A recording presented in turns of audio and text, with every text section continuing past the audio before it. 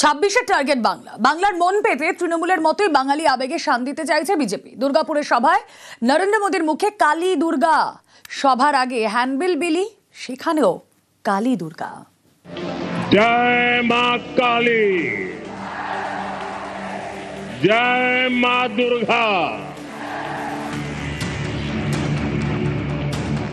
আগামী বছর পশ্চিমবঙ্গে বিধানসভা ভোট।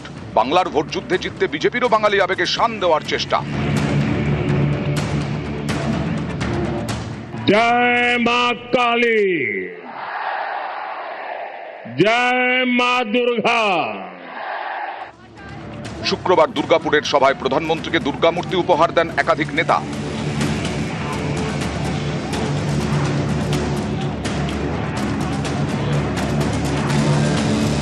সভার আগে হ্যান্ডবিল বিলি করে বিজেপি, সেখানেও লেখা জয় মা কালী, জয় মা দুর্গা।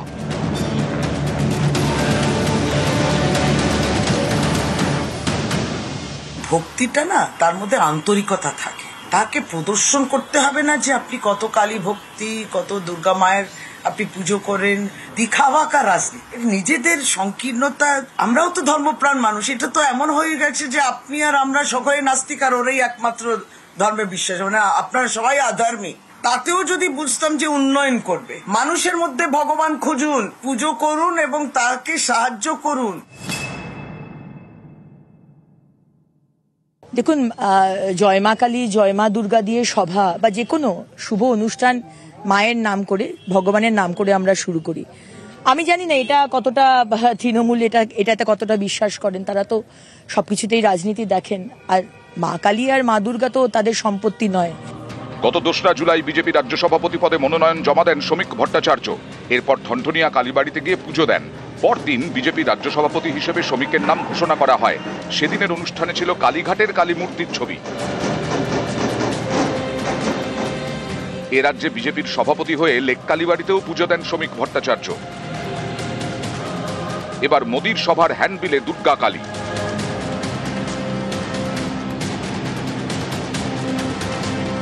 এদিন ভাষণ শুরুর আগে মোদীর মুখেও কালী দুর্গা। জয় মা কালী, জয় মা দুর্গা।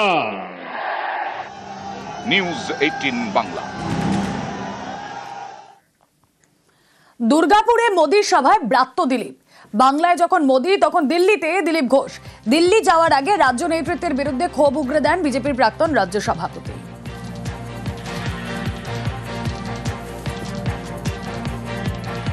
আমাকে কর্মীরা ডেকেছিলেন, তাই আমি হ্যাঁ করেছিলাম।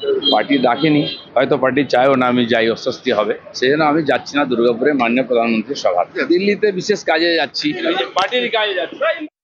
আমাকে কর্মীরা ডেকেছিলেন, তাই আমি হ্যাঁ করেছিলাম। পার্টি ডাকেনি, হয়তো পার্টি চায়ও না আমি যাই, অস্বস্তি হবে, সেই জন্য আমি যাচ্ছি না দুর্গাপুরে মাননীয় প্রধানমন্ত্রীর সভা। দিল্লিতে বিশেষ কাজে যাচ্ছি, পার্টির কাজে যাচ্ছি। বাংলায় যখন মোদী, তখন দিল্লিতে দিলীপ। আর দিল্লিতে জেপি নাড্ডার সঙ্গে সাক্ষাৎ করেন দিলীপ ঘোষ। বৈঠক শেষে বেরিয়ে এসে তার ইঙ্গিতপূর্ণ মন্তব্য, খুব গল্প হয়েছে। খুব গল্প হয়েছে, গল্প হয়েছে, খুব গল্প হয়েছে। কিছু বলেছে? না না না না না, গল্প হয়েছে, খুব গল্প হয়েছে, গল্প হয়েছে, খুব গল্প হয়েছে। কিছু বলেছে? না না না না না, গল্প হয়েছে।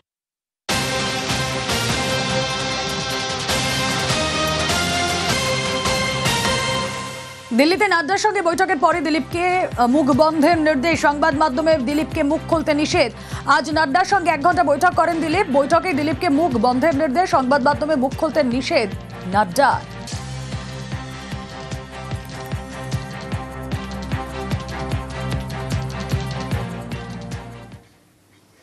গোলায় সরকারি জায়গায় বিজেপির অফিস, আর বিজেপির অফিস তৈরিতে বাধা তৃণমূলের। সোদপুর মধ্যমগ্রাম রোড অবরোধ বিজেপি। তৃণমূল ও বিজেপির মধ্যে বচসা হাতাহাতি, পুলিশ গেলে পুলিশকে ঘিরে বিক্ষোভ বিজেপির। উত্তেজনা ঘোলা তালবান্দা মোড় এলাকায়। পার্টি অফিস ভেঙে দেয় প্রশাসন।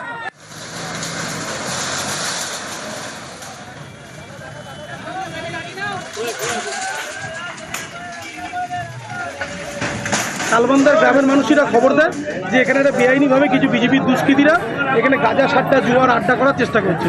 গ্রামের মানুষ সঙ্গে সঙ্গে প্রতিরোধ করে এবং ভেঙে দেয়। বিজেপি থেকে অভিযোগ করা হচ্ছে যে আপনারা তাদের গায়ে হাত দিয়ে। বিজেপি তো মিথ্যে কথা নিয়েই চলছে। বিজেপির কাজ কি? বিজেপিকে গায়ে হাত দিতে যাবে কেন? বিজেপি 2 নম্বরই কাজ দিচ্ছে। তারা নিজেদের জমিতে যদি কোনো জায়গায় কিছু করে, জমিতে কাজ করুক, নিজেদের জমিতে। গ্রামের মানুষ প্রতিরোধ করেছে এখানে। আমরা একটা পার্টি অফিস করতে আসি সকালবেলা, আমরা সাইড করে ছোট্ট একটা ঘর করতে চাই। এখানে তৃণমূল আশ্রিত দুষ্কৃতী তাদের ওপারে ওদের পার্টি অফিস আছে। আমরা এখন করতে যাওয়ার কারণে ওরা আমাদের কর্মীদের ওপর মারধর করে থাপ্পড় মারে। রেলের জমিতে বাংলার বাড়ি আর 2 কিস্তির টাকা দেওয়া হয়েছে, বাড়িও অর্ধেক হয়ে গিয়েছে। সেই জমিতেই রেলের উচ্ছেদ নোটিশ। বিপাকে বারাসাতের কদম্বগাছের 300 পরিবার। উচ্ছেদ নোটিশ ঘিরে রাজনৈতিক তরজা তুঙ্গে।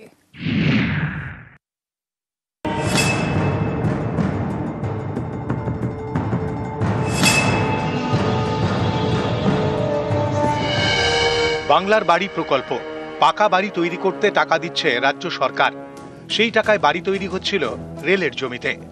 সেখানেই রেলের উচ্ছেদ নোটিশ। উত্তর 24 পরগনার বারাসাত 1 নম্বর ব্লকের কদম্বগাছি। এখানে রয়েছে হেমন্ত বসু কলোনি। সম্প্রতি বাংলার বাড়ি প্রকল্পে এখানকার প্রায় 300 বাসিন্দার নাম তালিকায় ওঠে। 2 কিস্তি মিলিয়ে 1,20,000 টাকায় অর্ধেক বাড়িও অনেকের হয়ে গিয়েছে। এরই মধ্যে রেলের নোটিশ।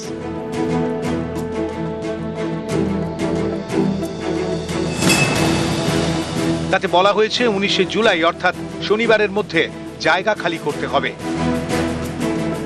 এতে বিপাকে স্থানীয়রা।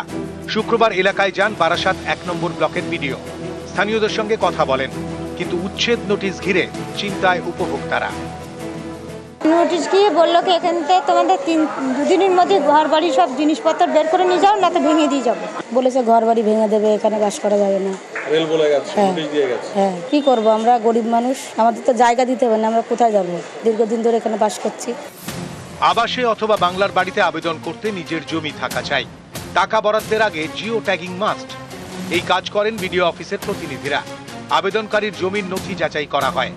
এখানেই অনেকের প্রশ্ন, জমিটা যে রেলের সেটা কি তখন নজরে পড়েনি? তাহলে গাফিলতি কার? রেলের ভূমিকা নিয়েও ক্ষুব্ধ বাসিন্দারা। তাদের প্রশ্ন, পাকা বাড়ি তৈরির কাজ অর্ধেক হয়ে যাওয়ার পরে এখন কেন রেল উচ্ছেদ নোটিশ ধরাচ্ছে?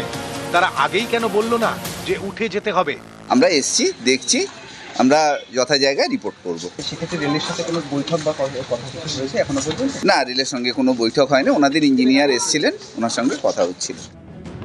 রেলের শিয়ালদা ডিভিশনের দাবি, বৃহস্পতিবার বাড়ি তৈরির কাজ শুরু হয়। সেই সময় বিষয়টি নজরে আসে। রেলের নিরাপত্তা বিভাগের আধিকারিক এবং ইঞ্জিনিয়াররা ঘটনাস্থলে যান, স্থানীয়দের সঙ্গে কথা বলেন। শিয়ালদা ডিভিশন উত্তর 24 পরগনা জেলা প্রশাসনকে জানায়।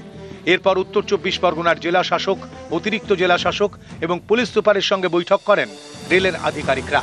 সিদ্ধান্ত হয়েছে বাড়ি তৈরির কাজ বন্ধ থাকবে।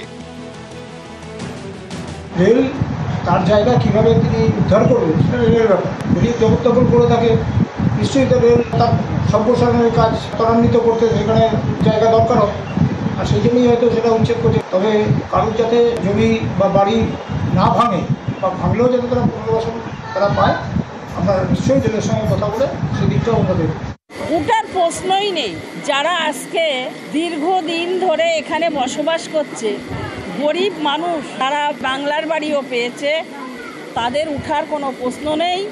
আর পুনর্বাসন তাদের এখানে করেছে 50 বছর আগে, আর তাদের কোনো পুনর্বাসনের দরকার নেই। উত্তর 24 পরগনার বারাসাত থেকে জিয়াউল আলম, নিউজ 18 বাংলা।